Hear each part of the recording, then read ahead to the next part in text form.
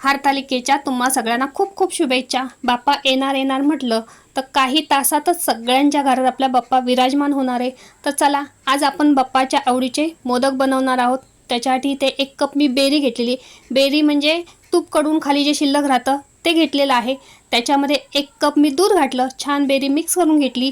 एक ओला नारळ मी किसून घेतलेला आहे तो त्याच्यात घालून घेतला।